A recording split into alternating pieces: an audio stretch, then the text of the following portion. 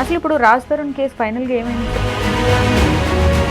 Already ఇంతకుముందు similar case ఇంకొకరి మీద ఫైల్ చేయడం ఇవన్నీ కూడా నాకు అతను కావాలి, అతను నామ కూడా అన్నట్టుగా సంవత్సరానికి ఇట్లా కొత్త వాళ్ళు కావాలంటే ఎక్కడి నుంచి తెచ్చిస్తారు. జానీ మాస్టర్ విషయంలో she's north Indian, Prasad Behra విషయంలో she's north Indian, Harsha Sai విషయంలో నార్త్ ఇండియన్. మీరు లెక్క పెట్టి చూసుకోండి. అంటే ఇక్కడ మెంటల్ స్టేజెస్లో డిఫరెన్సెస్ ఉంటాయి కదా జెంట్కి ఫీమేల్కి, మేబీ అలా ఏమైనా ఈ చట్టాలు చేసి ఉండొచ్చు కదా. ఇక్కడ మనం చాలా క్లియర్ కట్గా అనుకుంటున్నాం, మగ డబ్బులు ఇవ్వాలి కదా, ఆడది డబ్బులు ఇవ్వడం ఏంటండి అనే విచిత్రమైన మెంటాలిటీలు మనమే అడుగుతున్నాం. సో ఇవన్నీ కొన్నాళ్లలో వెళ్ళిపోతాయి. కానీ ఆ వెళ్ళిపోయే లోపు 493 అంటే తెలుసా నాయన, 498 అంటే తెలుసా నాయన, 376 అంటే తెలుసా నాయన, నీ మీద కేసు పెడితే ఏమవుతుందో తెలుసా, అలాగే నువ్వేమన్నా కేసులు పెట్టాలనుకుంటే తీసుకోరు నాయన. అంటే అమ్మాయిలు వీళ్ళ తాగి పడిపోరు, కానీ లోపల కుమిలిపోతూ ఉంటారు కదా. 90% మనకి జరిగేది ఏంటంటే పెళ్ళిళ్ళు అయిపోతాయి. అమ్మాయిలు ప్రేమించి మోసపోయిన అబ్బాయి ఎవరైతే ఉంటాడో, అంటే అమ్మాయి వదిలేసి సడన్గా నాటోగ్రాఫ్ స్వీట్ మెమరీ సినిమా చూస్తారు, దాంట్లో ఆవిడ చాలా ప్రేమగా ఉండి సడన్గా ఒక రోజున వెళ్ళిపోయి పెళ్లి చేసేసుకుంటారు. వీడు తాగుబోతు అయిపోయి పిచ్చోడు అయిపోయి పడిపోతుంటాడు. ఎంతమంది అమ్మాయిలు మీరు తాగుబోతులు అయిపోయి పిచ్చోడు అయిపోయి రోడ్లు పడిన వాళ్ళు చూసారమ్మా? ఎవరు చేసినా తప్పే, కానీ ఇక్కడ ఒకళ్ళకి మాత్రమే చాయిస్ ఇస్తున్నాం, అది చాలా తప్పు. ఇటువంటి చట్టాలు మారకపోతే మగాడికి చాలా ప్రాబ్లం అవుతుంది. ఇది ప్రేమ సెక్షన్, ఇది దీంట్లో బలవంతం లేదు, ఏమీ లేదు. ప్రేమించుకున్నారు, కొన్నాళ్ళు కలిసి ఉన్నారు, కాపురం చేశారు. బట్ సడన్గా ఒక రోజున విడిపోతే విడిపోవాలనుకునే ఛాన్స్ ఓన్లీ ఆడవాళ్ళకే, మగవాళ్ళకి లేదు అని చట్టం చెప్తుంది. ప్రతి మతంలోనూ అసలు ఇర్రెస్పెక్టివ్ ఆఫ్ మతం పెళ్ళి అనేది ఏంటనే చెప్పాలి కదా వాడికి. ఏమీ తెలియకుండా తాళి కట్టితే పెళ్ళి అయిపోయింది, బొట్టు పెడితే పెళ్ళి అయిపోయింది, మెట్టెలు దొడితే పెళ్ళి అయిపోయింది అని చెప్పి అనుకుంటే, ఒరే దీనికి వెనకాల ఎంత పెద్ద పుస్తకం ఉందిరా, పెళ్లి పుస్తకం, దాంట్లో ఇవన్నీ రాసి నీకు తెలుసా? తెలీదే. వాడికి అన్నీ చెప్తే వాడు ఐఎమ్ షూర్ ఇవన్నీ చెప్తే.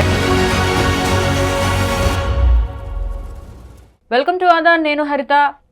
ఈ మధ్య కాలంలో జరిగే కొన్ని సంఘటనలు చూసినట్టయితే కనుక ఆ సంఘటనల్లో ఎవరైతే విక్టిమ్స్ ఉన్నారో వాళ్ళ తరపున చాలా గట్టిగా తన వాయిస్ని వినిపించిన శేఖర్ భాష గారు ఈరోజు మనతో పాటు ఉన్నారు.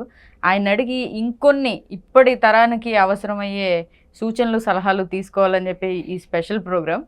సో శేఖర్ భాష గారు మనతో పాటు ఉన్నారు, ఆయన అడిగి మిగతా విషయాలు తెలుసుకునే ప్రయత్నం చేద్దాం. నమస్తే సార్. నమస్తే అమ్మా.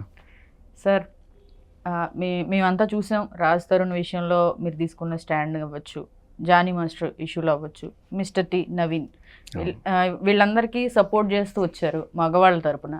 సో రీసెంట్గా మనకి బెంగళూరులో చూసినట్టయితే అతుల్ సుభాష్ అతను ఒక వీడియో రిలీజ్ చేశాడు. ఈ వైఫ్ ఎవరైతే ఉందో తను టార్చర్ చేసేస్తుంది, 120 సార్లు పైనే నేను కోర్టుకి తిరిగాను అని చెప్పి. సో అదొకటే కాదు, దాని తర్వాత కూడా ఒక 2-3 కేసులు వెలుగులోకి వచ్చినాయి సార్. నెల్లూరులో ఒకటి, తర్వాత ప్రసాద్ బెహ్రాద్ ఒకటి. సో ఇట్లా వస్తూ ఉన్నాయి. సో ప్రసాద్ బెహ్రాది లైంగికంగా ఇలా వేధించాడు అని చెప్పి అమ్మాయి చెప్తుంది. మరి దీని వెనకాల అసలు నిజం మీరు చెప్పండి సార్. లేదు, ఇప్పుడు కేసు అయితే వెనక్కి వెళ్ళిపోయింది. కానీ అంటే ఇవన్నీ కూడా ఓవరాల్గా మనం చూసుకుంటే మీరు ఒక సిమిలారిటీ గమనించవచ్చు.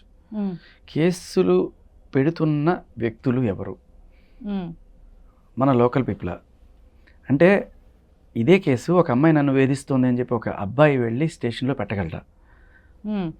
నిజంగానే ఒక అమ్మాయి వేధిస్తుంది, నన్ను ప్రేమిస్తావా, లేకపోతే నేను చచ్చిపోతూ నీ పేరు రాసి పెడతా, ఎవరికైనా కొంచెం అంటే ఇది ఒక బిజినెస్ అని తెలియని వాడికి అయ్యో రేపు నిజంగా నీ అమ్మాయికి ఏమన్నా అయిపోతుందనే ఎమోషన్లో ఆ అమ్మాయి చెప్పిన మాట వినొచ్చు. ఆర్ఎల్స్ ఆ అమ్మాయి చచ్చిపోతే రేపు నా మీద కేసు వస్తుందని చెప్పి ఆ భయంతో అమ్మాయి మాట వినొచ్చు. ఇలా ఏదో ఒక కారణంలో ఆ అమ్మాయికి లొంగిపోయి ఉండాల్సిన పరిస్థితి ఉంటుంది. ఇదే అబ్బాయి నేను చచ్చిపోతానంటే మీరు అతుల్ సుభాష్ కేసులో చావు ఇంకే చచ్చిపోలేదా అనే సిచ్యువేషన్. ఒక కానిస్టేబుల్ కూడా అత్తమామల వేధింపులు తట్టుకోలే, అత్తమామలు కూడా ఇన్వాల్వ్ అయి ఉన్నారని చెప్పి కూడా వచ్చినాయి. మొన్న ఒక ఎస్ఐ సూసైడ్ చేసుకుని చనిపోయారు. సో ఇలాంటి ఘటనల్లో సో బేసికల్ అంటే మగాళ్ళు చచ్చిపోతారు ఆత్మహత్యలు చేసుకుని, ఆడవాళ్ళు అంటే కొంతమంది వీళ్ళు బెదిరిస్తున్నారు, చచ్చిపోతామని బెదిరిస్తూ పబ్బం గడుపుకుంటారు. సూసైడ్ డ్రామా మీరు గమనిస్తే రాజ్ తరుణ్ కేసులో కూడా ఫస్ట్ సూసైడ్ డ్రామా స్టార్ట్ అయింది. సో నాకు న్యాయం జరగకపోతే నేను సూసైడ్ చేసుకుంటాను. అసలు ఇప్పుడు రాజ్ తరుణ్ కేసు ఫైనల్గా ఏమైంది సార్? అంటే ముంబైకి వెళ్ళి అక్కడ పట్టుకోవడం, మీరు బిగ్ బాస్లో ఉన్నప్పుడు జరిగింది, అంటే మీరు ఉండుంటే జరిగేది కాదేమో. పట్టుకోవడాలు ఏంటి? ఈవిడేమన్నా పోలీసా పట్టుకోవడానికి? ఆయన ఏమన్నా దొంగ పారిపోవడానికి? అవును, అక్కడ అది జరిగింది. దాని తర్వాత అసలు ఏమైంది? మళ్ళీ బయటికి దాని గురించి ఇష్యూ ఏం లేదు? లేదమ్మా, వీళ్ళు ఏమన్నా హడావిడి చేస్తుంటే దానికి సంబంధించి అక్కడ ఇంటి మీదకి దాడిలాగా ఎఫ్ఐఆర్ ఏదైనా అవుతుందేమో. బట్ అది వేరు. బట్ ఈవిడ పెట్టిన కేసు ఏదైతే ఉందో అది మాత్రం బెయిల్ వచ్చేసింది కాబట్టి ఇక కోర్టులో తేలినప్పుడు తేలుతుంది. బట్ చాలా క్లియర్ కట్గా బెయిల్ గ్రాంట్ చేసిన జడ్జే విస్తుపోయే నిజాలు దాంట్లో. ఏంటంటే ఆల్రెడీ ఇంతకుముందు సిమిలర్ కేసు ఇంకొకరి మీద ఫైల్ చేయడం, ఇవన్నీ కూడాను నాకు అతను కావాలి, అతను నామ కూడా అన్నట్టుగా సంవత్సరానికి ఇట్లా కొత్త వాళ్ళు కావాలంటే ఎక్కడి నుంచి తెచ్చిస్తారు.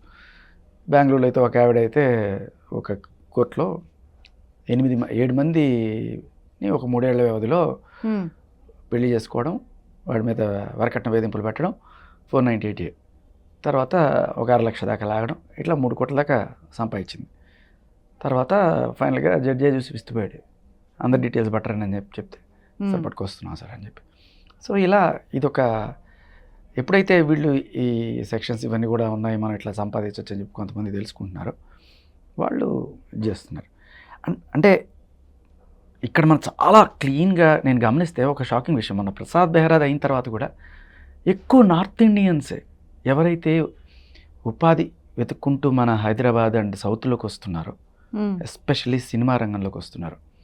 జానీ మాస్టర్ విషయంలో she's uh north Indian, Prasad Behra విషయంలో she's uh north Indian, and Harsha Sai విషయంలో నార్త్ ఇండియన్. మీరు లెక్క పెట్టి చూసుకోండి. సో అండ్ వీళ్ళందరూ కూడా దే ఆర్ వెల్ ఆఫ్, వాళ్ళ ఇన్స్టాగ్రామ్లోనో లేకపోతే దేంట్లోనో బాగానే సంపాదించుకుంటున్నారు. ఈ చట్టాలన్నీ కూడా ఎవరిని ఉద్దేశించి పెట్టినవి? ఎవరైతే వీకర్ మహిళలు ఉన్నారో, ఇప్పుడు ఊళ్ళల్లో ఉంటారు, వాళ్ళకి వాళ్ళ పక్షాన బలంగా నిలబడే వాళ్ళు ఎవరు లేని టైంలో వాళ్ళ పక్కన చట్టం నిలబడుతుంది అనే దీంతో. బట్ దాన్ని వాళ్ళు వాడుకుంటున్నారా, లేదు నిజంగా బలమైన వాళ్ళు వాడుకుంటున్నారా? అసలు నిజమైన వాళ్ళకి ఆ చట్టాలు ఉపయోగం లేకుండా వీళ్ళు చేసేస్తున్నారు అది. సో ఇంకొకటి ఏంటంటే, మన తెలుగు ఇండస్ట్రీలో మన తెలుగు మహిళలకి ఎంతమందికి అవకాశాలు వస్తున్నాయి? ఎక్కడో బాంబే నుంచో లేకపోతే ఢిల్లీ నుంచో ఎక్కడి నుంచో తెచ్చుకొని ఇక్కడ వాళ్ళు చేస్తున్నారు. ఇక్కడ ఆల్రెడీ వాళ్ళ వల్ల మన ఇండస్ట్రీలో మన అమ్మాయిలకి కొంత ఉపాధి లోపిస్తుంది. దానికి తోడు అల్లుడికి తోడు గిల్లుడు అన్నట్టు ఫైనల్గా ఇవన్నీ కూడా ఇవి జరిగినప్పుడు, అంటే అక్కడ జనరల్గా ఈ పాష్ కమిటీస్ ఇవన్నీ కూడా ఉంటాయి, వాటి దృష్టికి తీసుకెళ్ళడం ఫస్ట్, తర్వాత ఇక్కడికి రావడం. బట్ ఇదంతా కూడా ఒక బెదిరింపు చర్యలాగా, నా రెమ్యునరేషన్ ఇంత ఇవ్వకపోతే ఇలా అనడానికి కూడా ఉపయోగపడుతుంది కొన్నిసార్లు. చాలాసార్లు వీటన్నిటికీ కారణం మనీయే. హర్ష సాయి విషయంలో మనకి 2 కోట్లని ఫస్ట్ విన్నాం, తర్వాత 50 లక్షలు అని చెప్పి ఏదో రాసుకొచ్చారు. తర్వాత కూడా కొన్ని కేసెస్లో, ఒక రీసెంట్ కేసులోనే ఆవిడకి న్యాయం జరగలేదట, అప్పు ఇవ్వలేదట వాడు తీసుకున్నవాడు. అందుకని మరి ఎవరు సజెస్ట్ చేశారో లేకపోతే ఏమైందో, ఫస్ట్ ఒక స్టేషన్లో కేసు పెట్టింది, వీడు నా దగ్గర అప్పు తీసుకుని ఇవ్వలేదని. సరే లేదమ్మా, ఇక్కడ తెలంగాణలో. తర్వాత నెక్స్ట్ ఇంకో స్టేషన్లో పోయి రేప్ కేసు పెట్టింది. రేప్ కేసు పెడితే ఇంకా వాడిని అరెస్ట్ చేయడాలు ఇవన్నీ ఉంటాయి, చచ్చినట్టు వాడు సెటిల్ చేసుకోవడానికి వస్తాడు. ఇది ఒక వెపన్ అయిపోయింది, అంటే రేప్ కేసులు పెట్టడం అంటే వివిధ కారణాలతో, కారణం ఏదైనా కానీ ఇవి పెట్టేస్తున్నారు. అది రేప్ కేసు పెట్టేయడం అన్నమాట. అండ్ అలాగే అంటే వేధింపులు, ఇప్పుడు ప్రసాద్ బెహ్రా దాంట్లో వేధింపుల కేసు, అండ్ ఈ వేధింపుల కేసు మగాడు పెట్టలేడు. నిజంగా ఎన్ని సాక్ష్యాలున్నా కూడా 100 కారణాలు చెప్పి పోలీసులు తాత్సారం చేస్తూనే ఉంటారు తప్ప నిజంగా వేధింపులకు గురయ్యే మగవాళ్ళు చాలామంది ఉన్నారు. పెళ్ళైన మగాళ్ళు వేధింపులకు గురవుతున్నారు, నన్ను ప్రేమించకపోతే చస్తాను అని చెప్పి, లేకపోతే ఇట్లా చచ్చి నీ పేరు రాస్తా అని చెప్పి బెదిరించి వాళ్ళని, అమాయకమైన వాళ్ళని ఆడుకునే మహిళలు కూడా చాలామంది ఉన్నారు. వీళ్ళందరూ వెళ్ళి పోలీస్ స్టేషన్కి వెళ్ళి, సార్ ఇట్లా నన్ను బెదిరిస్తుంది, రేపు అమ్మాయి చచ్చిపోతే నా మీదకి వస్తుంది, ఏదో ఒకటి చేయండి సార్ అంటే కంప్లైంట్ మహా అయితే తీసుకుంటారు తప్ప వాళ్ళ మీద కేసులు పెట్టడాలు ఇలాంటివి అంత దూరం పోవట్ల. అసలు ఉన్నాయంటారా వాళ్ళకి ఏమైనా చట్టాలు? ఉన్నాయి, కానీ పోలీసులు చొరవ తీసుకోవట్లేదు. కారణాలు రకరకాలు ఉన్నాయి. మీరు ఒకసారి ఎప్పుడైనా వీలైతే ఒక సిఏ గారినో, రిటైర్డ్ సిఏ గారినో కూర్చోబెట్టి అసలు ఏంటి పోలీసు వ్యవస్థ ఎలా పనిచేస్తుంది, అమ్మాయిల విషయంలో ఎందుకు అబ్బాయిల విషయంలో ఎందుకు తేడా ఉంటుంది అని చెప్పి మీరు ఒక వాళ్ళ ఆపరేషన్ తీరు ఎలా ఉంటుందని తెలుసుకోవచ్చు. నేను ఫస్ట్ టైం ఇది గ్రౌండ్ లెవెల్లో రియాలిటీ తెలుసుకున్న తర్వాత షాక్ అయ్యి ఉద్యమంలోకి దిగా, ఇంకోడెవడు కూడా ఇలా బలి కాకూడదని చెప్పి. చాలాసార్లు ఫస్ట్ టైం కేసులు పెట్టే వాళ్ళ గురించి పక్కన పెడితే, ఒకసారి కేసు పెట్టిన వాళ్ళు మనం చెక్ చేస్తే వీళ్ళు ఆల్రెడీ ఇంతకుముందు చాలా కేసులు పెట్టుంటారు. వీళ్ళకి ఇదే అలవాటు, వీళ్ళకి రిపీట్ అఫెండర్స్ అంటారు.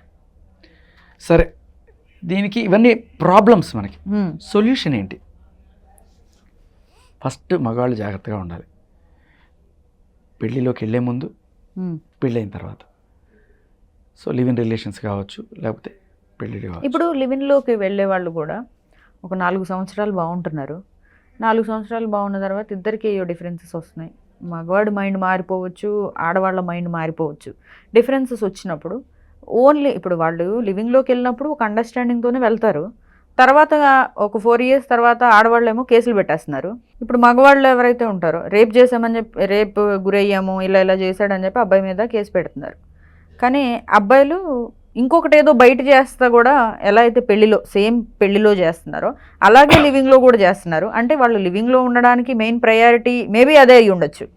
కానీ కొన్ని కేసెస్లో అది బయటపడకుండా ఈ అమ్మాయికి అండర్స్టాండింగ్లో ఉన్నట్టు ఉండి తర్వాత ఇలా చేయడం వల్ల వీళ్ళు కేసు పెడుతున్నారు అమ్మాయిలు. లేదంటే వాళ్ళని ఇంకేదో ఆశించి పెడుతున్నారని కొన్ని కేసులు చూసాం మనం. కానీ వీళ్ళ తరపున కూడా కొంత న్యాయం అనేది ఉంటుంది కదా. ముందుగానే క్లియర్ కట్గా నువ్వు డిసైడ్ చేసుకొని ఎంటర్ అవ్వకపోతే రిలేషన్లోకి, 1 సంవత్సరం ఉందో 2 ఏళ్ళు ఉందో, తర్వాత బాగుంటే ఉందో లేకపోతే లేదు. ఏదో సినిమా ఉంది కదా అప్పుడు అందరూ ఏంటిది అని చెప్పి, వెంకటేష్ గారు సౌందర్య గారి సినిమా పవిత్ర బంధం నిజమే. సో ఈయన అమెరికా నుంచి వస్తాడు. అప్పట్లో ఆ కల్చర్ అమెరికాలో ఉండేది. అది అప్పటికి అప్పుడు అంత ఇదే అనిపించలే. ఓకే, డ్రామా అంతా బాగుంది, కానీ ఆ concept way head of times అప్పట్లో. ఇప్పుడు టైమ్స్లో రావాల్సిన సినిమా అది యాక్చువల్గా. Maybe they should plan a release. So దాంట్లో ఏంటంటే ఆయన ఇట్లా నేను 1 year ఉంటాను, నాకు తర్వాత నచ్చితే నేను నిన్ను పెళ్లి చేసుకొని లైఫ్ లాంగ్ ఉంటా, లేదంటే విడిపోదాం అనుకుంటే విడిపోదాం, ఇది అగ్రిమెంట్. దాంట్లో ఆయన్ని పరమ విలన్గా చూపించేసి చీ నీచుడా, దుష్టుడా, దుర్మార్గుడా అని చెప్పి. అలాంటిదే ఇంగ్లీష్ మొగుడు ఈస్ట్ గోదావరి పెళ్ళామని ఒక సినిమా వచ్చింది, శ్రీకాంత్ గారు, రమ్యకృష్ణ. దాంట్లో రివర్స్లో ఈవిడ అగ్రిమెంట్ అడుగుతుంది. అవును, ప్రెగ్నెంట్గా ఉండి పెళ్లిపేటల మీద వరకు వెళ్తారు. అంటే పెళ్లి చేసుకుంటే రేపు వీడు మగాడో కాదో నాకు తెలియాలి కదా, అందుకని ముందుగానే టెస్ట్ రైడ్ లాగా మీ ఇద్దరం కొన్నాళ్ళు కాపురం చేస్తాం, వీడు మగాడు అనుకున్న తర్వాత నేను వీడిని పెళ్లి చేసుకుంటాను అని చెప్పంటే అప్పట్లో ఈవిని కూడా చిచ్చి ఇలాంటి ఆడవాళ్ళు అని చెప్పి ఆ సినిమాలో నానా రకాల తిట్లు తిడతారు. బట్ ఎక్కడో ఒక చోట రేపు ఫ్యూచర్లో ఇవి నార్మల్ అయిపోతాయి. ఇప్పటికి ఇంకా మనకి కాలేదు. సో ఫస్ట్ వెస్టర్న్లో మొదలవుద్ది, తర్వాత నార్త్కి వస్తుంది, నార్త్ నుంచి ఇలా సౌత్కి వస్తుంది. ఫస్ట్లో లవ్ మ్యారేజ్లు చిచి అన్నారు, తర్వాత డివోర్స్ కేసులు ఇలా జరిగిందా అనుకునేవాళ్ళు. ఇప్పుడు లివింగ్లు కూడా అదే అలా అనుకుంటున్నారు, ఇన్ ఫ్యూచర్ కామన్ అయిపోతాయి. అండ్ అన్నిటికంటే మంచి సుప్రీంకోర్టు ఇచ్చిన ఒక జడ్జిమెంట్ అది, అంటే మనిషి స్వేచ్ఛ అనేది చాలా ఇంపార్టెంట్. కాబట్టి ఒక వ్యక్తి తన పెళ్ళైనా పెళ్ళి కాకపోయినా వేరే వాళ్ళతో ఎవరితో అయినా సరే ఫిజికల్గా ఎటువంటి రిలేషన్లో ఉన్నా అది మనం నేరంగా చూడకూడదు, నైతికంగా తప్పుగా భావించి, ఒకవేళ అది నీకు ప్రాబ్లం అనిపిస్తే, పెళ్ళానికి ప్రాబ్లం అనిపిస్తే మొగుడు వేరే అమ్మాయితో ఉంటున్నాడని నువ్వు ఆ గ్రౌండ్ మీద విడాకులు అప్లై చేసుకో. విడాకులు ఇస్తాం, నీకు భరణం కూడా ఇప్పిస్తాం, కానీ వాడిని జైల్లో పెట్టిస్తాం, వాడిని ఉరి తీయిస్తాం, ఇట్లాంటివి లేవు. అలాగే మహిళలు కూడా భర్తతో ఉన్ని వేరే మగాడితో రిలేషన్లో ఉంటే ఈవిడ తప్పు చేసింది అని చెప్పి నువ్వు కేసు పెడితే ఎటువంటి శిక్ష లేదు. కాకపోతే ఈ కోణంలో నువ్వు విడాకులు అప్లై చేసుకోవచ్చు మగాడు. కాకపోతే ఆ విడాకులు అప్లై చేసినప్పుడు ఆవిడికి భరణం రాదు, ఎందుకంటే ఆవిడ పవిత్రత కోల్పోయింది కాబట్టి. సో తప్పు ఎవరిది ఉంటే వాళ్ళు. ఇంకా ఇక్కడ ఏంటంటే వాళ్ళ దగ్గర నుంచి ఇప్పించే సంస్కారం ఇంకా మనకి రాలా. తప్పు ఆవిడ చేసింది కాబట్టి ఇక 100 ఏళ్ల లైఫ్ అయింది, డిస్టర్బ్ అయిపోయింది నాది, పిల్లలు ఉన్నారు లేకపోతే ఇంకో వాళ్ళ జీవితం అంతా నాశనం అయింది, నాకు ఆవిడ దగ్గర నుంచి డబ్బులు ఇప్పించండి అని చెప్పి వీడి కేసు వేసే సిచ్యువేషన్స్ ఇండియాలో లేవు. ఆడవాళ్ళు మాత్రం వేస్తున్నారు, నేను జీవితం అంతా బతకాలి కదా. ఇక్కడ ఏంటంటే ఆడవాళ్ళు డబ్బులు లేని వాళ్ళు, మగవాళ్ళు డబ్బులు ఉన్నవాళ్ళు, ఈవిడ జీవితం ఎట్లా బతుకుతుంది, వీడి జీవితం ఎలాగైనా బతకగలడు అనే నిర్దిష్టమైన ఒపీనియన్ మనం ముందుగానే వచ్చేసి ఇక్కడ మనం చాలా క్లియర్ కట్గా అనుకుంటున్నాం, మగ డబ్బులు ఇవ్వాలి కదా, ఆడది డబ్బులు ఇవ్వడం ఏంటండి అనే విచిత్రమైన మెంటాలిటీలు మనమే అడుగుతున్నాం. సో ఇవన్నీ కొన్నాళ్లలో వెళ్ళిపోతాయి. కానీ ఆ వెళ్ళిపోయే లోపు ముస్లిం వివాహంలో ఒక అద్భుతమైన వెసులుబాటు ఉంది. అదేంటంటే ఇంకోళ్ళు పెళ్లి చేసుకోవడం కాదు, నికానామా అంటారు. అంటే పెళ్లి చేసుకునే ముందు ఒక అగ్రిమెంట్ రాసుకుంటారు. ఒకవేళ కీడించి మేలించమంటారు కదా, ఇన్ కేసు విడిపోతే ఎంత ఇవ్వాలి, ఏంటి అసలు ఇవ్వాలా వద్దా, నేను ఇవ్వను అంటాడు పెళ్లికి ముందుగానే, పెళ్లికి ముందే. సో వీళ్ళు కబూల్ కబూల్ కబూల్ అంటారు లాస్ట్, అంటే ఒప్పుకుంటున్నానని. అంటే వీడు చెప్తాడు నా టర్మ్స్ ఇవి, నేను ఇంత ఇవ్వగలను, లేకపోతే అసలు ఇవ్వనన్నా కూడా చేసుకుంటావా, ఏమ్మా నువ్వు చేసుకుంటావా, ఒకవేళ ఇన్ కేసు అతను రేపు నేను వదిలేద్దాం అనుకుంటున్నాడు, నీకు పైసా కూడా ఇవ్వడంట ఆ టైంలో, చేసుకుంటావా, ఓకే. అది ఆవిడ ఒప్పుకుంది, లేదు ఒప్పుకోలేదు, ఆన్ ద స్పాట్ ఆయన మౌలానా ఉంటాడు, ఆయనకి చెప్తే ఆయన వెళ్ళిపోతాడు, ఇంకేం చేయాల్సింది కూడా ఉండదు. సో ఇరుపక్షాలు ఒప్పుకొని ఒక అగ్రిమెంట్కి వస్తారు. దాన్ని నికానామా అని, అంటే మన వీలునామా లాగా పెళ్లినామా అనమాట. అది రాసుకుంటారు. అది ఫారెన్లో అయితే ప్రీ మ్యారిటల్ అగ్రిమెంటో ఇలా రకరకాలుగా ఉంటాయి. సో మ్యారేజ్ కూడా అగ్రిమెంట్ రాసుకోవచ్చు. ఇలా రాసుకొని లీగల్గా రిలేషన్లోకి ఎంటర్ అవ్వండి. అది మ్యారేజ్ అయినా లివ్ ఇన్ అయినా ఏదైనా సరే వాటికి చట్టబద్ధత కల్పించాల్సిన బాధ్యత అవసరం, చాలా అవసరం. గవర్నమెంట్ కల్పించాలి. లేకపోతే ఏమవుతుందంటే వేగ్గా ఇదిగో ఆవిడ ఏం చెప్తే అది నమ్మాల్సిన పరిస్థితి ఉంటుంది. పెళ్లి టైంలో మేము 50 లక్షలు వీడికి కట్నం ఇచ్చామండి, ఏది ప్రూఫ్ అవసరం లేదు, వీడు నా దగ్గర నుంచి అంత తీసేసుకున్నాడండి, ఇప్పుడు నా దగ్గర ఏం లేదండి, ఏది ప్రూఫ్ లేదు. సో ఇవన్నీ కాకుండా ముందుగానే రాసేసుకో, ఇదిగో నేను ఇంత ఇచ్చాను, రేపు ఎంత రావాల్సి వస్తుంది నాకు, ఒకవేళ పిల్లలు ఉంటే ఏంటి, పిల్లలు లేకపోతే ఏంటి, పిల్లలు ఉంటే ఇంకా ఎక్కువ రావాల్సి వస్తుంది, పిల్లలు లేకపోతే లేదు, పిల్లల బాధ్యత ఏంటి, నేను చూసుకుంటానా నువ్వు చూసుకుంటావు, 2 పిల్లలు పుడితే ఒకళ్ళు నాకు ఒకళ్ళు నీకు ఏంటి, మొత్తం క్లియర్ కట్గా రాసుకొని చేస్తే ఒక ప్రాబ్లం గట్టెక్కుతుంది. అయితే అబ్రాడ్ కంట్రీస్లో ఆల్రెడీ ఇప్పుడు అగ్రిమెంట్ ఉందని ఇప్పుడు మీరు అన్నట్టుగానే అలాంటి అగ్రిమెంట్లే ఇక్కడ కూడా స్టార్ట్ అయితే కరెక్ట్ బెటర్ అని ఇప్పుడు మనం అనుకుంటున్నాం. హిందూ యాక్ట్లో మ్యారేజ్కి ఇలాంటివి ఏమీ ఉండవు కదా, మరి ఇప్పుడు పెళ్లి చేసుకోవాలనుకునే వాళ్ళైనా లివిన్లోకి వెళ్ళాలనుకునే వాళ్ళైనా ఎలాంటిదంటే ఇది ఫ్యూచరిస్టిక్ మ్యారేజ్ అనేది మేబీ ఎవరైనా సినిమా తీస్తే బాగుంటుంది. శ్రీకృష్ణారెడ్డి గారు ఇట్లాంటివన్నీ ఎక్స్పెరిమెంట్లు చేశారు, లేకపోతే ఉపేంద్ర లాంటి వాళ్ళు ఎవరైనా చేయొచ్చేమో. ఒక పెళ్ళికి కూర్చుంటారు, పెళ్లి కొడుకు పెళ్లి కూతురు, పౌరోహితుడు కూర్చుంటాడు, అక్కడ మంటలు వెలిగిస్తాడు, అవి అక్కడే వేయండి, ఇది ఇక్కడే వేయండి, అది అక్కడ పెట్టండి, ఇక్కడ బొట్టు పెట్టండి, ఇక్కడ వారాన్ని కట్టండి, ఇది చేయండి, ఇది చేయండి. దీనికి ఏవో అర్థాలు ఉన్నాయి, ఆ అర్థాలు కూడా మనం తెలుసుకో. మాంగళ్యం తంతునానైనా వారజీవన ఏదో చెప్తారు, దానికి అర్థాలు మంత్రాలకి అర్థాలు ఉండొచ్చు, కానీ అది ఎవరికి పట్టదు అక్కడ. సరే, ప్రస్తుతం ఇవి కొన్ని వేల సంవత్సరాల క్రితం నుంచి వస్తున్న ఆచారం మంత్రాలు ఇవి. బట్ ప్రస్తుతం అప్పుడు ఆ 1000 సంవత్సరాల క్రితం ఈ చట్టాలు లేవు, ఇలాంటి మనుషులు కూడా లేరు కదా. అంటే అప్పట్లో ఏంటి మన హిందూ చట్టం చెప్పింది ఒకరినే పెళ్లి చేసుకోవాలని చెప్పి మనం రాసుకున్నాం. కానీ నిజంగా చెప్పండి, కృష్ణుడు ఎంతమందిని 8 మంది భార్యలు ఆయనకి. ఆ కాలంలో రాజులే ఎంతో మందిని చేసుకునేవాళ్ళు. ఫైట్లు కూడా ఉండేవి కదా, శ్రీదేవి భూదేవి మధ్య ఫైట్లు, ఇవన్నీ కూడా మనం పురాణాల్లో అన్నీ ఉన్నాయి. సో ఏంటంటే ఎవరో ఒక రోజున సడన్గా మేల్కొని హిందూ వివాహ చట్టానికి నేనే అధిపతి అన్నట్టుగా నెహ్రూ గారి టైంలో ఆయన రాసేశారు. ఓకే, రాముడే దేవుడు, రాముడు పాటించిన ధర్మం మనం అందరం కూడా పాటించాలి, మిగతా వాళ్ళు ఏమన్నా కూడా అవన్నీ మనం పరిగణలోకి తీసుకోవాల్సిన అవసరం లేదు.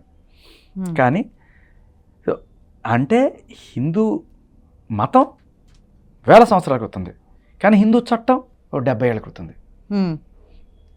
ఇవి వీళ్ళు రాసేసుకున్న తర్వాత ప్రస్తుతం రకరకాల మోడిఫికేషన్ చేసుకుంటూ ఈ 498 అయితే 83లో వచ్చింది, అంటే 50 ఏళ్ళు కూడా కాలేదు ఇంకా.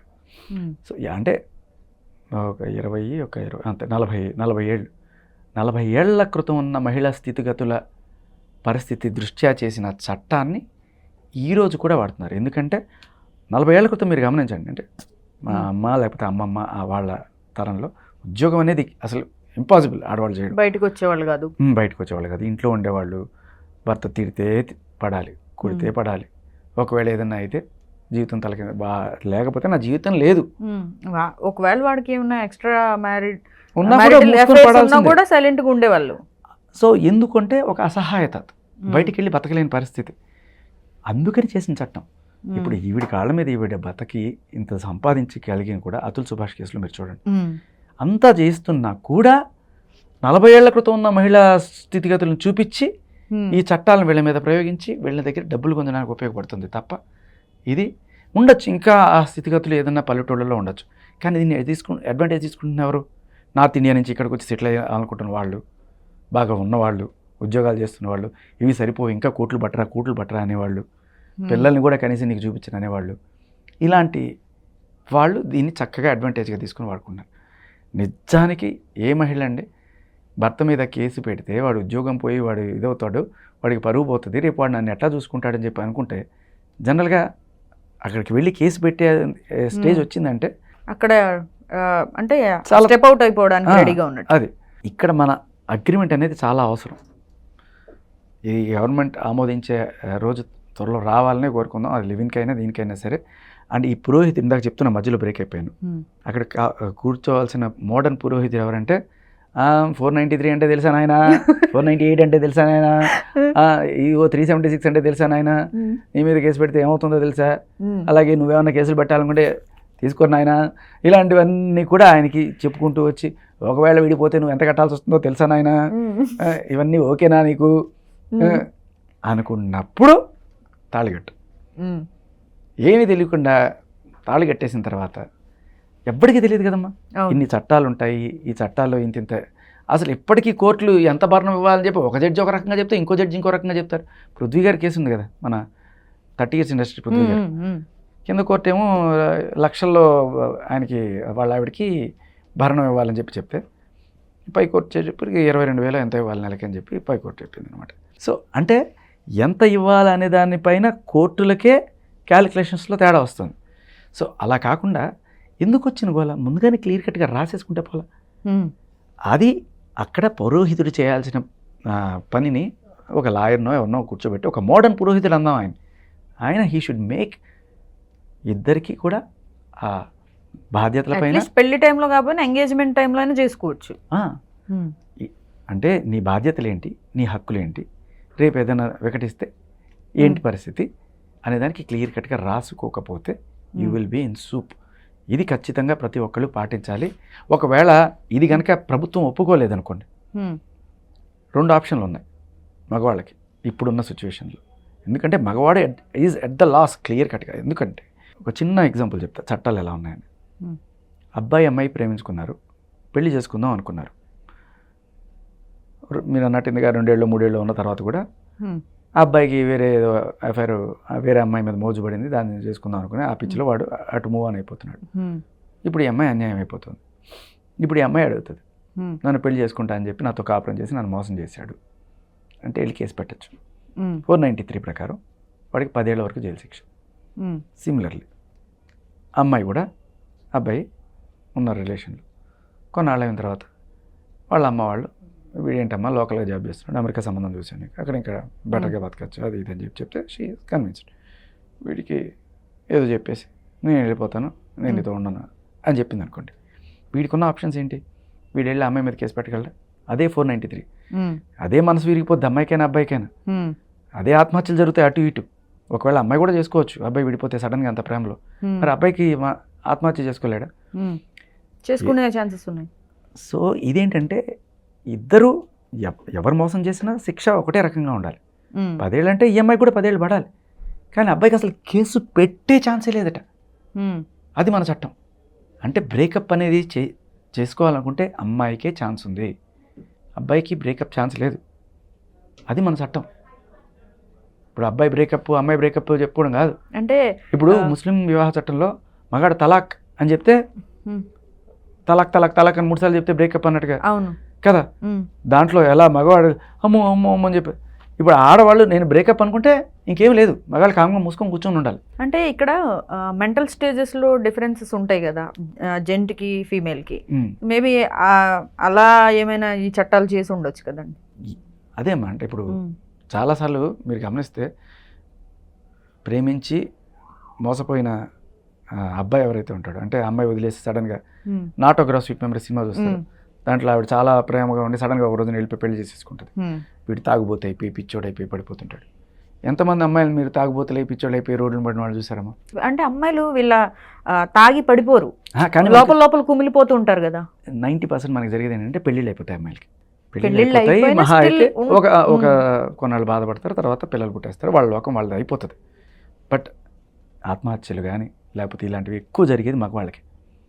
ఇలా తాగుడికి బానిసై ఉద్యోగాలు పోగొట్టుకొని జీవితం నాశనం అయిపోయి ఎక్కడైనా రెండు పక్కల జరుగుతుంది. కానీ ఆడవాళ్ళకి కొంత పేరెంటల్ కంట్రోల్ గట్టిగా ఉండడం వల్ల వాళ్ళు మ్యారిటల్ దీంట్లోకి వెళ్ళిపోతారు తొందరగా. జనరల్గా ఇప్పుడు అదే సినిమా మన్మధుడి సినిమాలో కూడా అదే కదా, అమ్మాయికి వేరే పెళ్లి చేసేసారు అది అని చెప్పేస్తారు. సో బేసికలీ ఏంటంటే ఎవరు చేసినా తప్పే, కానీ ఇక్కడ ఒకళ్ళకి మాత్రమే చాయిస్ ఇస్తున్నాం, అది చాలా తప్పు. ఇటువంటి చట్టాలు మారకపోతే మగాడికి చాలా ప్రాబ్లం అవుతుంది. ఇది ప్రేమ సెక్షన్, ఇది దీంట్లో బలవంతం లేదు, ఏమీ లేదు. ప్రేమించుకున్నారు, కొన్నాళ్ళు కలిసి ఉన్నారు, కాపురం చేశారు, బట్ సడన్గా ఒక రోజున విడిపోతే విడిపోవాలనుకునే ఛాన్స్ ఓన్లీ ఆడవాళ్ళకే, మగవాళ్ళకి లేదు అని చట్టం చెబుతుంది 493. ఇది మారాలి, ఫస్ట్ డిమాండ్ మంది. తర్వాత 498A కావచ్చు, ఇవన్నీ కావచ్చు.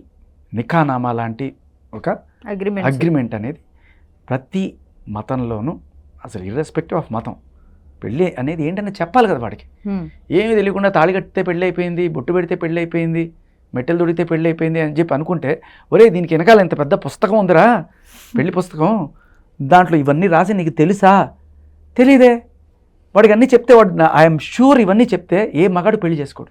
ఒకసారి అసలు వాళ్ళకి ఉండే ఇప్పుడు ప్రెజెంట్ అనుకూలంగా ఉన్న చట్టాలు ఏమంటారు పెళ్లి చేసుకునే వాళ్ళకి? మగవాళ్ళకి అసలు అనుకూలం అనేది ఇంపాసిబుల్. అసలు ఏది ఒక్కటి కూడా లేదంటారా ఇప్పుడు దాకా? ఏదన్నా ఉంటే అది ముస్లిం వివాహ చట్టంలో మాత్రమే ఉంది. ఎయిదర్ ఒక సరికొత్త మతం పుట్టుకురావాలి, ఒక మతం ముస్లిం మతం లాగా ఒక సరికొత్త మతం, లేకపోతే దాన్ని వైదిక మతం అనండి, సనాతన మతం అనండి, లేకపోతే మోడర్న్ మతం అనండి, ఏదో ఒక మతం పుట్టుకురావాలి. ఆ మతంలో మాది ఇది చట్టం అని చెప్పి రాసుకోవాలి. ఆ మతంలోకి వీళ్ళందరూ మారిపోతే తప్ప ప్రస్తుతం ఉన్న సిచ్యువేషన్లో వేరే గతి లేదు. లేకపోతే